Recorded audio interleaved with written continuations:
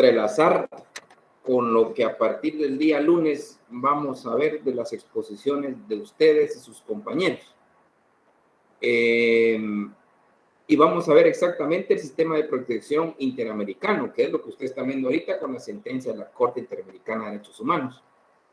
Entonces, tenemos que entender que ya vimos los sistemas de protección internos de derechos humanos, que estamos hablando del amparo, exhibición personal, por derechos humanos y la inconstitucionalidad. Vimos los sistemas de protección internacionales, desde la Declaración Universal, pactos internacionales, el Consejo de Derechos Humanos, los comités correspondientes de cada uno de los pactos o convenciones internacionales.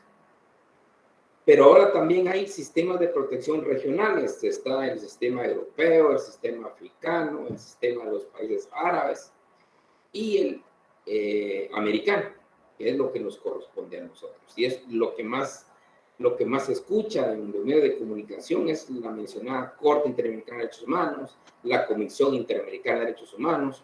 Son los temas que siempre salen a relucir en los medios de comunicación. Y es importante saber que efectivamente nosotros estamos dentro de la jurisdicción de la Comisión, de la competencia de la Comisión y jurisdicción de la Corte Interamericana de Derechos Humanos. Es necesario saber los pormenores de esas dos instancias. Pero para eso tenemos que basarnos a lo que es la Convención Americana sobre Derechos Humanos. Es el famoso Pacto de San José.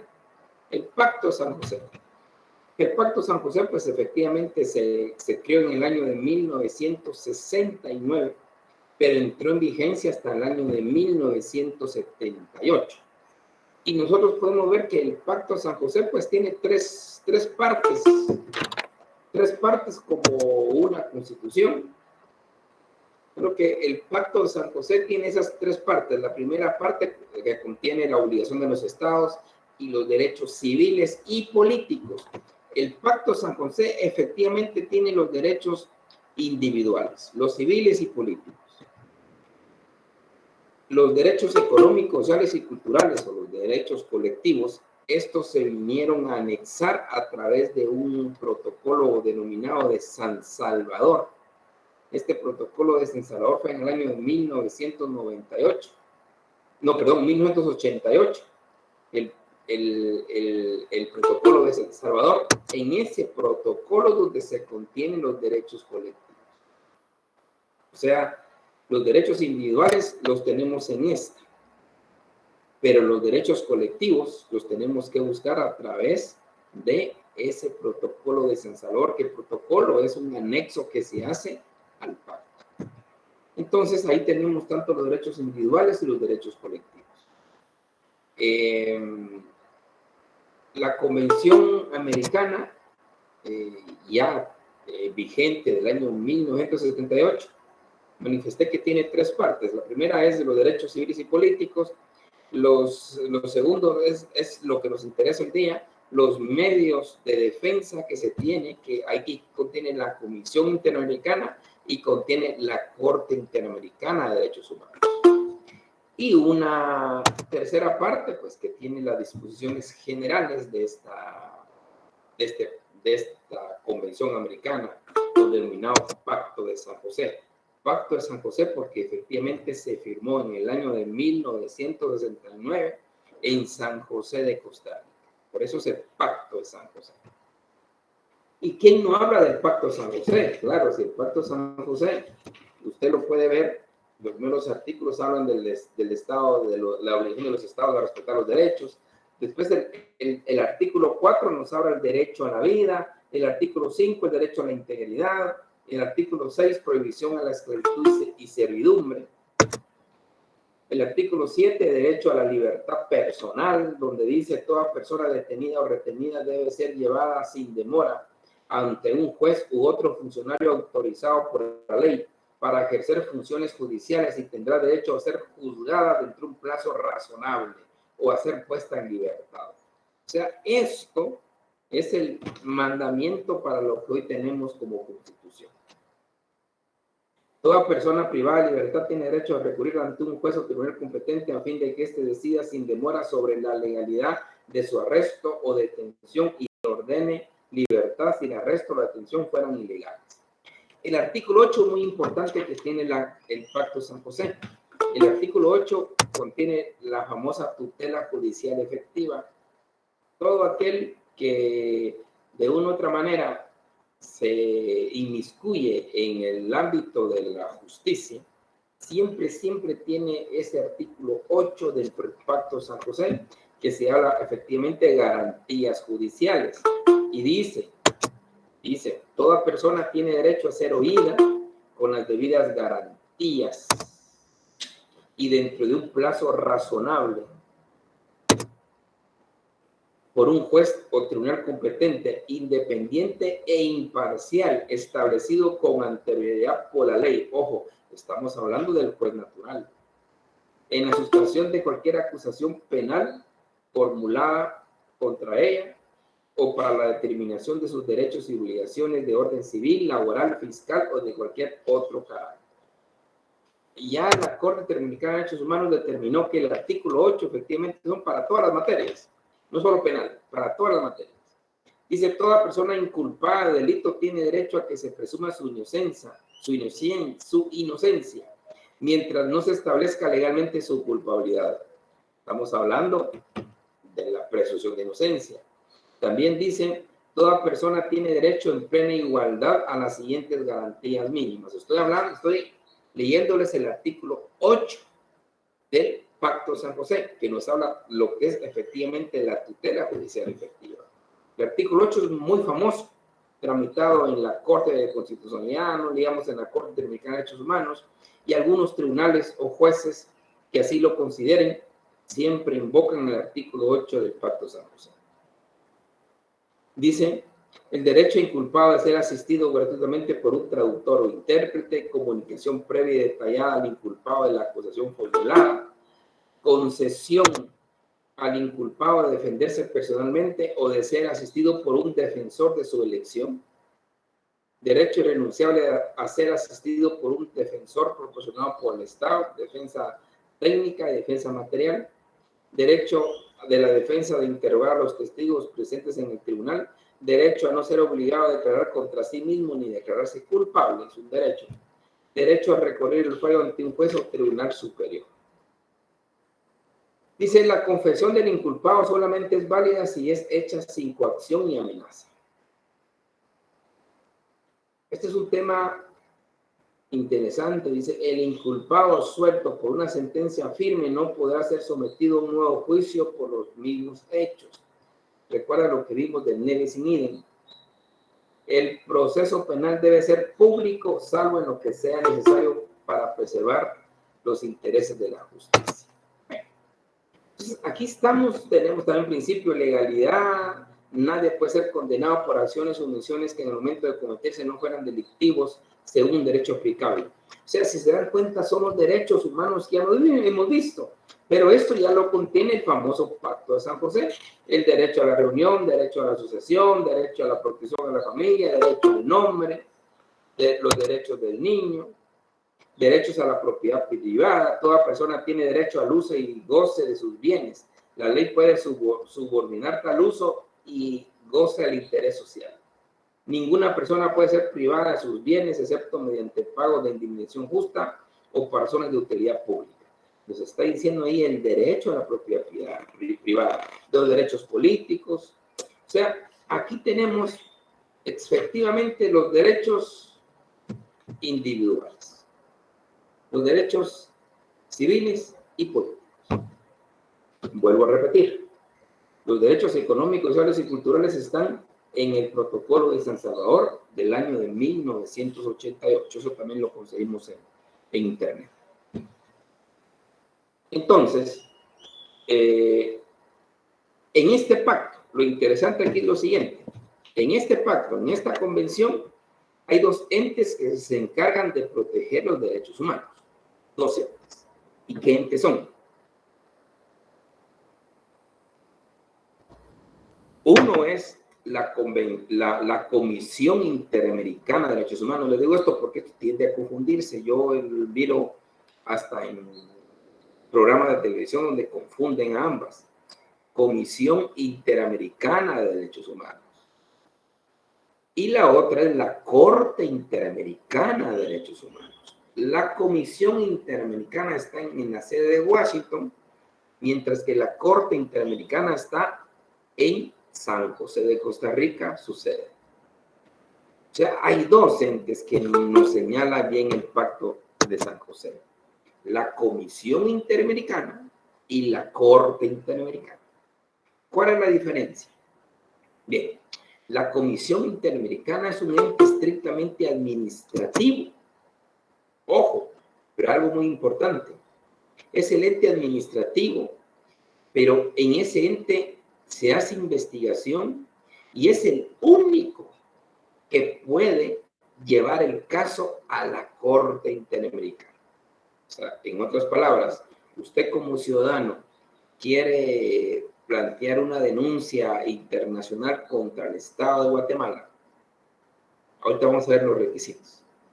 Pero también es necesario que primero pase a la comisión, porque la única que litiga ante la Corte se llama Comisión Interamericana. O sea, esto así se estipuló, diferente a los europeos. Los europeos efectivamente antes también tenían Comisión Europea de Derechos Humanos y el Tribunal Europeo de Derechos Humanos. Pero determinaron que la comisión era muy burócrata. ¿Cómo es que primero el individuo tiene que ir a una comisión? Y si la comisión lo considera necesario e indispensable, lo traslada al Tribunal Europeo. No era lo que los europeos querían. Al final de cuentas, en el año de 1998, ellos quitaron la Comisión Europea de Derechos Humanos y ahora, después de la jurisdicción interna, se pueden ir a la europea directamente al Tribunal Europeo de Derechos Humanos. Situación que nosotros todavía no tenemos. Nosotros tenemos comisión y si la comisión lo considera, solo ella y solo ella puede acudir a la Corte Interamericana de Derechos Humanos. Ahora, ¿qué pasa con la comisión? Pues la Comisión Interamericana pues, surgió en el año de 1959. La Comisión Interamericana de Derechos Humanos es previo al Pacto de San José, porque el Pacto de San José, recordarán ustedes que se estableció en el año de 1969, entró en vigencia en el año 78, pero la comisión en sí, por parte de porque esto pertenece a la Organización de Estados Americanos, a la OEA, la comisión sí se creó en el año de 1959. Y la idea era la promoción, control y protección de los derechos humanos de todos los habitantes del continente americano. Esta comisión pues formula recomendaciones, estudios, informes y también recibe denuncias y tramita denuncias individuales y denuncias estatales. Pero, o sea, poniendo un ejemplo así tranquilo, usted, bueno, lo que ha existido, y ha existido mucho, en una sentencia que ustedes han visto de plano, cuando una persona reclama justicia y el Estado no le da justicia, va por todas las instancias y no hay forma. Entonces tiene que ir a la comisión.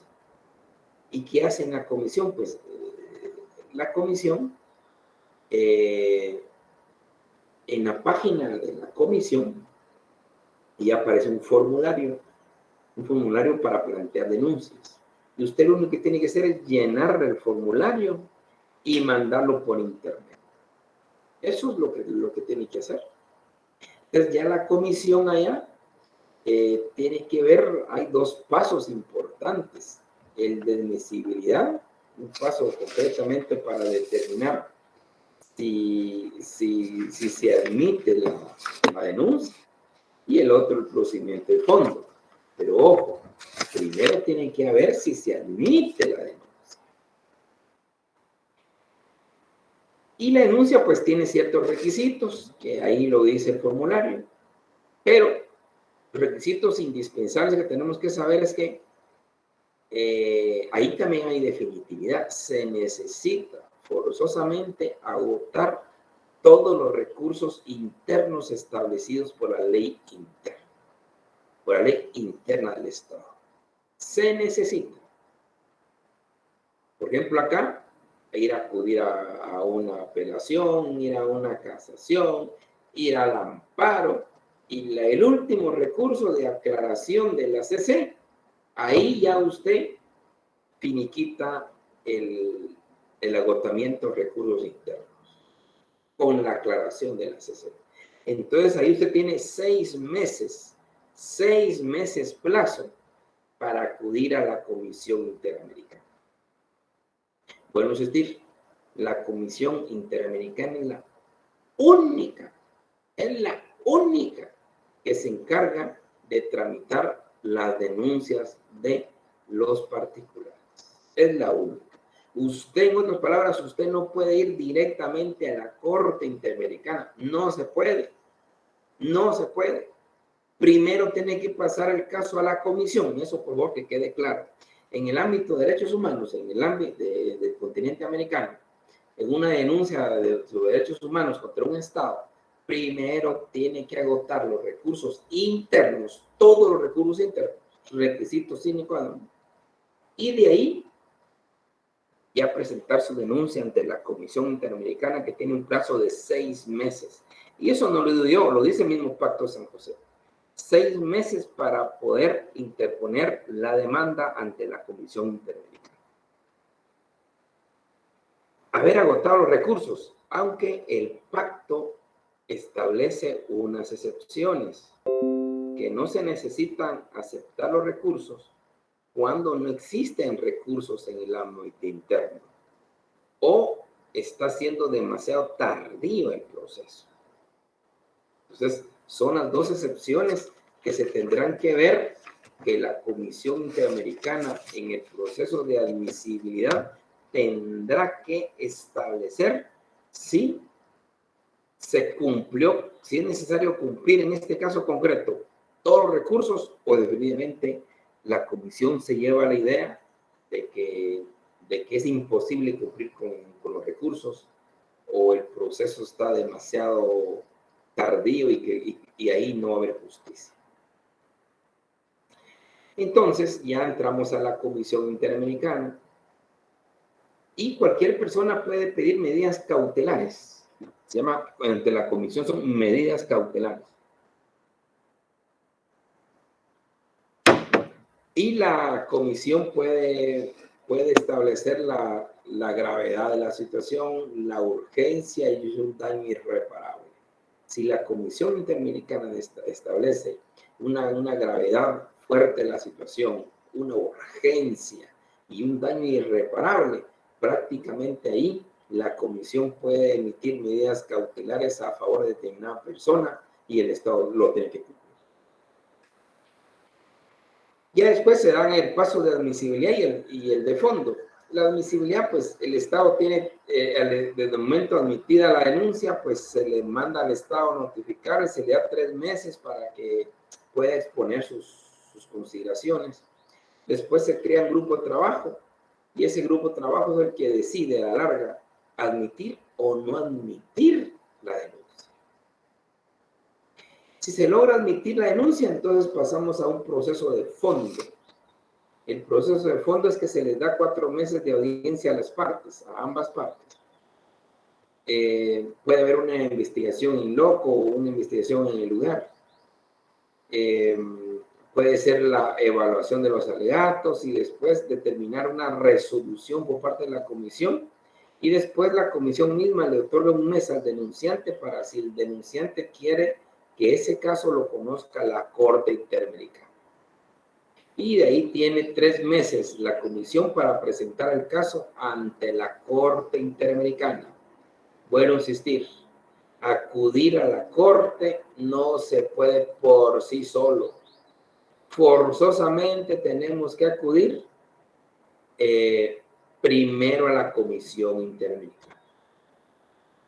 En la Comisión Interamericana puede existir una solución amistosa, donde el agraviado pues expone sus argumentos, viene el Estado y puede reconocer los argumentos expuestos y ahí se puede concebir una solución amistosa entre las partes.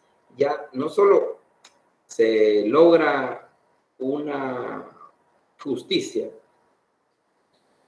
en contra de la violación de algunos derechos humanos, sino que también se logra que evitar llegar a la Corte Interamericana de Derechos Humanos. Entonces, eso es lo que es la comisión. La comisión es un ente estrictamente administrativo que hace investigación, que hace análisis y después es el que determina si este caso merece ir a la Corte o no merece ir a la Corte. Pero es la comisión interamericana. Ahí sí que, y usted como persona individual tiene que ir primero a la comisión interamericana, forzosamente, no puede ir a otra cosa, solo a la comisión interamericana. Si la comisión decide que ese caso, si la comisión decide, la comisión decide que este caso efectivamente se vaya a la Corte Interamericana de Derechos Humanos, entonces ellos tienen 3 meses para acudir hacer la denuncia ante la Corte Interamericana de Derechos Humanos. Lo que ustedes están viendo ahorita. Ustedes están leyendo ahorita solo cuestiones de la Corte, pero si ahorita mismo se ponen a recordar lo que han leído, habla la comisión o los representantes de la comisión. Es eso, porque primero el caso lo conoció la comisión. Y es la única y exclusivamente la facultad para decir, este caso lo lleva a la Corte o este caso no hay nada o este caso pues se solucionó pacíficamente aquí. Y vuelvo a insistir, la Comisión Interamericana, su sede está en Washington. Es un tema curioso porque Estados Unidos no es parte de la Convención Americana de Derechos Humanos, pero sí es parte de la Comisión Interamericana por su creación en el año de 1959. Ahí fue parte de Estados Unidos. De lo contrario, Estados Unidos no es nada. De hecho, como yo siempre he dicho, Estados Unidos está en todo, participa en todo, pero no firma nada. No firma, nunca se compromete. Entonces, en cambio, nosotros a saber a qué vamos y nos comprometemos en todo y no sabemos ni lo que nos comprometemos.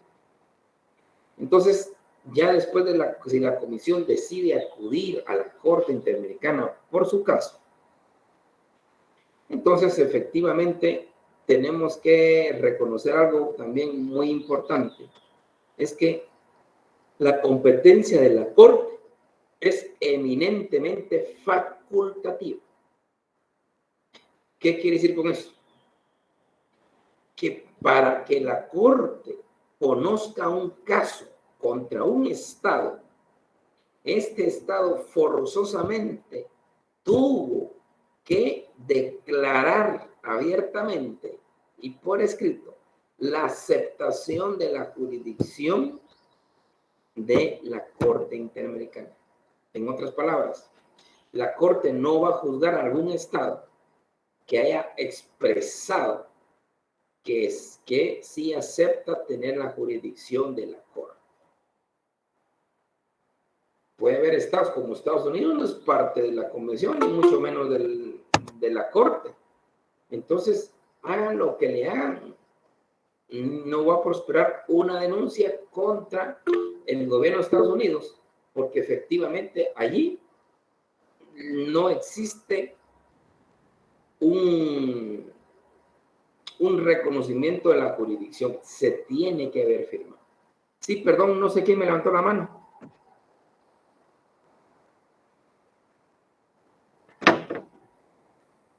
Bueno, entonces, vuelvo a repetir. Primero pasa la comisión, hace todo el proceso de la comisión de la admisibilidad y ya cuestiones de fondo, y llega a determinar que este caso sí es conveniente que lo conozca la Honorable Corte Interamericana de Derechos Humanos. Y es la única que lo puede someter a la Corte Interamericana. Entonces se va a la Corte Interamericana.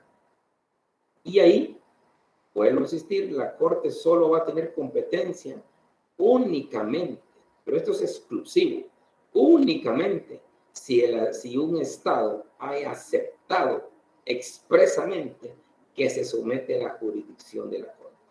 Si un Estado no lo ha expresado así, la Corte no es competente para conocer un caso contra un juez.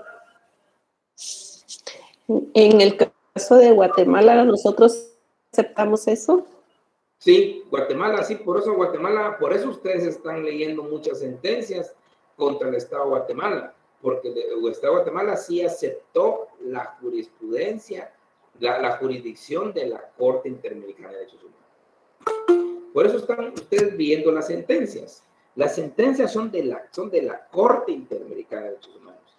Y ahí dicen, los mismos jueces de la sentencia tienen que, de la Corte tienen que ver si ese Estado efectivamente tiene una aceptación expresa. Si no tiene aceptación expresa, la Corte no tiene competencia contra el Estado. Y esto lo dice efectivamente el propio Pacto de San José. Pero a nosotros como personas individuales nos conviene. Qué mejor que exista otro ente internacional que vele por nuestros derechos humanos. Qué mejor. Bueno, entonces, también dentro de la Corte Interamericana se dan las medidas provisionales cuando son solicitadas por la Comisión y la Corte puede otorgar estas medidas provisionales a la persona que está solicitando protección. Aquí en Guatemala se dio mucho, me recuerdo yo, al inicio del año 2000, sí. Habían condenados a penas de muerte. Y ya cuando la CC conocía la última instancia, pues muchos se iban directamente a la Comisión Interamericana a pedir medidas cautelares. Y unos después de ahí, con la Comisión, pedían medidas provisionales por la Corte Interamericana de Derechos Humanos. Pero, ¿por qué? Porque es urgente medidas provisionales por parte de la Corte Interamericana y medidas cautelares por parte de la Comisión Interamericana. Pero bueno, vuelvo a insistir, compañeritos, tener claro que primero es lo primero. Primero hay que pasar por la Comisión Interamericana, guste o no guste. Guste o no guste, tiene que pasar a la Comisión Interamericana. Y la Comisión Interamericana es la única que puede decir, bien, este caso nos lo llevamos a la Corte. Si así lo dispusiere la Comisión Interamericana, entonces su caso sí se va a la Corte. Usted no puede acudir solo a la Corte, ni mucho menos directamente a la Corte. Primero la Comisión. Vuelvo a insistir, guste o no guste. Esa es la ley, este Pacto de San José. Entonces la Corte se le notifica a la Comisión y al Estado para que tengan 3 días para que hagan valer sus pretensiones por vía escrita. Esta es una fase escrita que tiene la Corte Interamericana. La Corte Interamericana se maneja en 2 fases, una fase escrita y una fase oral. La fase escrita pues se le da al Estado y a las partes 30 días para, primero 30 días para que hagan valer sus agentes, después 2 meses para que ellos hagan ver las pretensiones, evacúen la audiencia y que tiene que ser por escrito, por eso estamos en la fase de escritura. Entonces, en la fase escrita, fundamentalmente se admite la demanda, después en un plazo de 30 días se les dice, miren, tienen que nombrar agentes, cada una de las partes, y a los 2 meses para que ellos puedan evacuar la audiencia por escrito. Evacuada la audiencia por escrito, pues ya pasaríamos a la audiencia oral. Lo escrito es estrictamente para admitir o no esa demanda. También pueden haber deficiencias que se pueden solucionar en 30 días. Después se pasan al procedimiento oral. El procedimiento oral son audiencias orales, donde hay réplicas, dúplicas, hay discusión, hay interrogatorio de testigos, valoración de la presentación y análisis de los medios de prueba, los alegatos finales que son por escrito ante la Corte Interamericana de Derechos Humanos. Después se emite la sentencia, esa sentencia que ustedes están leyendo. Esas sentencias llevaron todo ese proceso. Primero llegaron a la comisión pasó todo el proceso, no hubo una solución amistosa, y como no hubo una solución amistosa, pues prácticamente se trasladó a la Corte Interamericana de Derechos Humanos. La comisión en la que representa a las víctimas, ahora en los últimos reglamentos ya se le da oportunidad para que las víctimas participen en todo el proceso. Y eso es lo que ustedes están viendo ahorita. Exactamente eso están viendo ustedes, leyendo esas sentencias. Pero, ojo, vuelvo a insistir, pasaron ya todo ese proceso ante la Comisión Interamericana. Y solo sí, si la Comisión Interamericana decide pasarlo a la Corte, se conoce en la Corte. Y los casos que ustedes están leyendo vienen directamente de la Corte. O sea, primero pasó la comisión decidió que este caso lo conociera la Corte, y a raíz de eso, pues se dan todas las audiencias con los estados, tanto en la fase escrita como en la fase oral. Ya en la fase oral, pues son los verdaderos argumentos que tienen las partes, las pruebas, y ahí se emite la sentencia. La sentencia que usted muy finamente me está leyendo lleva todo ese proceso. ¿Tienen comentarios o dudas, compañeros? Perdonen.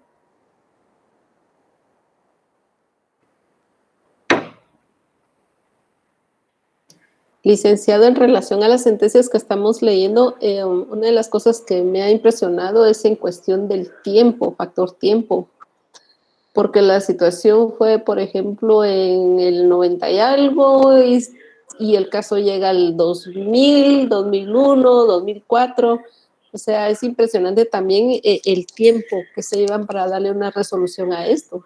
Sí, mire, lo que pasa es que, como vuelvo a insistir, primero pasa a la Comisión Interamericana. Es lo primero.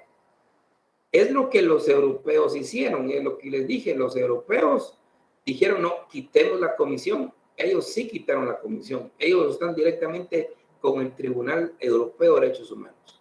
Si hay un ciudadano europeo se siente damnificado en su ámbito interno de los derechos humanos, entonces él directamente acude al Tribunal Europeo. Se quitan todo el proceso de la comisión. Nosotros nos quedamos con la comisión.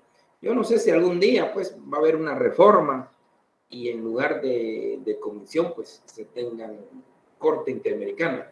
Pero tenemos otro grave problema ya material, y es muy real ese problema. Es que hay muchos estados que no apoyan ni a la comisión ni a la Corte Interamericana. Entonces, y todo es plata. Miren, nos comentaba hace algún tiempo, hace unos 3, 4 años, porque la Corte Interamericana no solo puede sesionar allá en San José, sino que puede irse a otros lugares del continente americano a hacer sesiones, a ver los juicios, a ver las audiencias. Y hace como 3 o 4 años estuvieron aquí en Guatemala, me recuerdo que fue en el Camino Real, y otro creo que fue en la Corte Suprema de Justicia, me parece. Vinieron a sesionar a Guatemala los magistrados de la Corte Interamericana de Derechos Humanos, y ahí se plantean varios casos, y ellos conocen en audiencias orales, ver las pruebas, y al final de cuentas determinan con una sentencia. Y esa sentencia es la que ustedes están viendo. Pero conforme el tiempo, como usted dice, efectivamente, desde que existe comisión, pues se tiende a alargar los tiempos. Pero caemos a lo mismo. No hay mucho apoyo. Nos comentaban jueces, lo que les iba a decir, nos comentaban el presidente de la Corte, hace como 3, 4 años, que ellos solo ganan por sesiones. O sea, no son jueces fijos. y se dedican a sus quehaceres y solo cuando los llaman van a sesionar. ¿Por qué? Por falta de dinero. O sea, no hay un apoyo así más sustantivo. Y casos debe haber un montón. Entonces, sí, es entendible. Y a mí lo que me alegra es que están leyendo sus sentencias. Lo que me alegra es que están con eso, con las sentencias. Y la verdad es que no solo se aprenden las sentencias, sino que era importante hacerles mención este recorrido, de que primero antes que nada, la persona tiene que acudir a los órganos internos a solicitar que los órganos internos del Estado correspondiente, en este caso de Guatemala, lo primero es que tienen que acudir a los órganos internos, a la justicia interna, y llegar hasta la última instancia. Entonces, aquí es donde nosotros nos tocaría como ejemplo la aclaración de la sentencia de la Corte de Constitucionalidad. Todo lo que se llega para allá. Y de ahí se le da un plazo de 6 meses. La persona tiene plazo de 6 meses para plantear su denuncia ante la Comisión Interamericana. Y la comisión pues se llevará su tiempo porque también no solo es el único caso, que hay un montón de casos.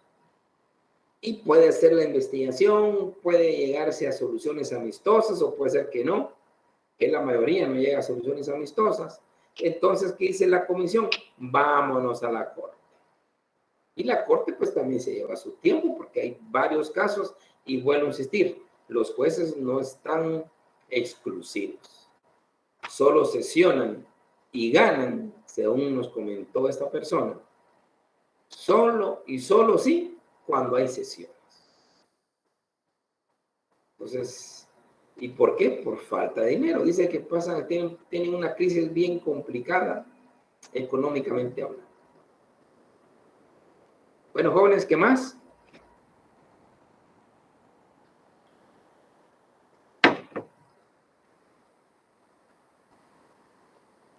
Bueno, si no hay otro comentario, la idea fundamental de hoy era empatar lo que ustedes están efectivamente leyendo.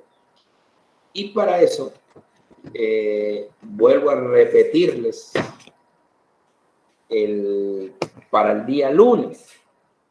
El día lunes, por favor, Catherine Figueroa, María Fernanda Santizo Godínez, Diana Valesca Ochoa Díaz y Ashley Nicole Reynoso Villagrán son los grupos que van a pasar el día lunes, por favor. Y el día viernes ya pasa el grupo de Catherine Alejandra Cortave. Yo decía Cortave, es Cortave. Ruano, Daniela Noemí Leonardo Fuentes, Chelsea Alexandra Ramírez Contreras y Andrea Marubeni Mulul Hernández. Para el próximo viernes, o sea, de hoy en 8, tenemos a Mónica Joana Oliva Zuul, Kenny Patricia Juan Palacios, Astrid Díaz y Kevin Steph Aguilar Mendoza. ¿Lo tenemos claro, compañeros? Sí, licenciado. Va. Entonces, esto es lo que les quería decir, efectivamente, el asunto de la comisión y corte, que quede claro, por favor, porque a veces hay mucha confusión. Sí, don Iván Velázquez y don Iván Vázquez. Una pregunta, licenciado. ¿Cuántos son los expositores que debemos tener cada grupo? Miren, yo les dije la vez pasada que era solo uno, pero si alguien quiere que sean 2, pues que pasen 2, pero ya no más, por favor. Este es un lapso de 15 minutos, si mucho. Entonces, las 3 partes la tienen que decir. ¿Qué es lo que nos interesa a nosotros? Un apoyo.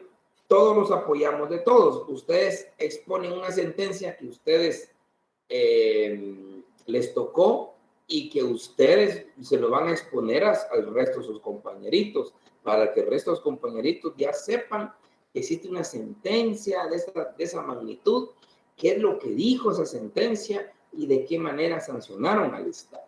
Eso es fundamentalmente. Y los aspectos jurídicos que ustedes consideren que tiene que ver en la sentencia. Entonces, la idea es fundamentalmente que exista un solo ponente, porque ese ponente representa al grupo y el ponente lo hace nítido, como estoy seguro que lo van a hacer. Entonces, prácticamente, jóvenes, todo el grupo tiene sus 40 puntotes en este segundo parcial. Yo creo que ahí estamos nítidos.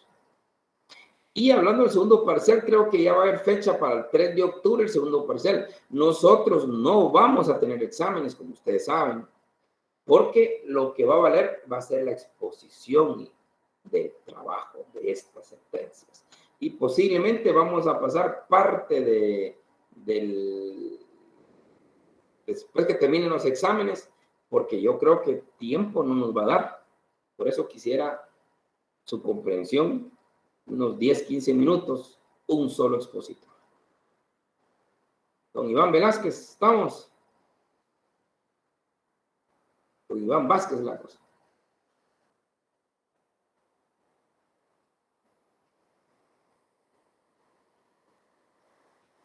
¿Estamos jóvenes? Don Adam Franco. Buenas tardes, Lick. Cuénteme. Mira una pregunta. ¿Y los abogados que defienden a las partes en estos casos que llegan a la Corte Interamericana deben ser únicamente abogados que sean especialistas en materia de derechos humanos? ¿O mire, por parte de los estados, pues obviamente la institución estatal tendrá quiénes son los agentes que lo van a representar. El Estado de Guatemala lo representa ahora la PGN, anteriormente era COPREDE, pero creo que no sé qué problemas tuvieron. Ahora la PGN es la que está representando directamente al Estado, allá en la Corte y Comisión. El problema de los abogados, el problema de la comisión no es fácil. Qué bueno que lo tocó don Adam. Usted aquí hace su denuncita para allá, pero ¿quién se lo litiga? Allá hay muchas instituciones encargadas del acompañamiento y procuración de su caso. Ustedes pueden buscar en internet oficinas o agencias de ONGs que apoyan las denuncias presentadas de aquí para allá. Una de esas creo que es Segil y hay otras por ahí. Y ellos son los encargados, ellos sí saben el ejimaneje, ellos sí van a procurar su caso, ellos van a tratar de convencer a los comisionados, porque la clave es convencer a los comisionados. Si usted no convence a los comisionados y los comisionados no le admiten la denuncia, olvídese. Y si le admiten la denuncia, no lo logra convencer que este caso lo tiene que conocer la Corte Interamericana, tampoco. Y ya ante la Corte, pues definitivamente usted sabe que ahí va la Comisión Interamericana. La comisión es la encargada de litigar. En las reformas que han habido de los reglamentos, porque la Comisión y Corte tienen estatutos y reglamentos. Las últimas reformas, creo que de 2010, ahí, pero antes creo que pasó, ya se le dio participación a las víctimas, porque antes no se le daba participación a las víctimas y sus abogados. Hoy día tenemos hasta defensor interamericano para las víctimas. Si la víctima no tuviera defensor, la misma Corte le pone un defensor a la víctima, porque recordemos, la víctima de los derechos humanos, y va contra el Estado, que el Estado no le supo resguardar sus derechos humanos. ¿De qué manera no le sabe resguardar los derechos humanos el Estado a las personas? Ustedes lo han visto en sus sentencias, que porque no le dejaron ver a sus hijos durante mucho tiempo, llegó a los juzgados se lo negaron, llegó a la última instancia de los juzgados se lo negaron. Entonces ahora es el Estado, es el representante, porque las sentencias, siempre las sentencias, se hacen en nombre del Estado de Guatemala. Es el Estado. Y hay malas sentencias, entonces, ¿qué pasa? Me voy a la comisión, tengo 6 meses para ir a la comisión, y ya en la comisión voy a litigar por parte de estas agencias. Y si logro determinar que se vaya el caso a la Corte Interamericana, iré a la Corte Interamericana. No solo la comisión se representa sola por mi caso, sino que ahora me admiten a mí como víctima a acudir a la Corte y poder ser parte dentro de la Corte, incluyendo también, si no tengo abogado de confianza, pues la misma Corte me pone. Es interesante. Ok, muchas gracias, Lic. Muy bien. Muy bien, jovenazos, si ya no hay nada, les suplico, por favor, el próximo lunes, los 4 compañeros. O sea, el grupo, los 4 compañeros, no sé si ellos van a exponer, no sé, pero el grupo, el que los represente, sí tiene que estar listo y dispuesto, por favor, jóvenes, porque es para todos, es para conocer las sentencias, para conocer cómo le resolvieron al Estado de Guatemala o a otro estado si vive aquí, y ver aspectos jurídicos interesantes. Muy bien, compañeros, nos miramos el próximo lunes entonces, por favor. Gracias, licenciado. Muchas Feliz tarde. gracias. Feliz tarde. Feliz tarde.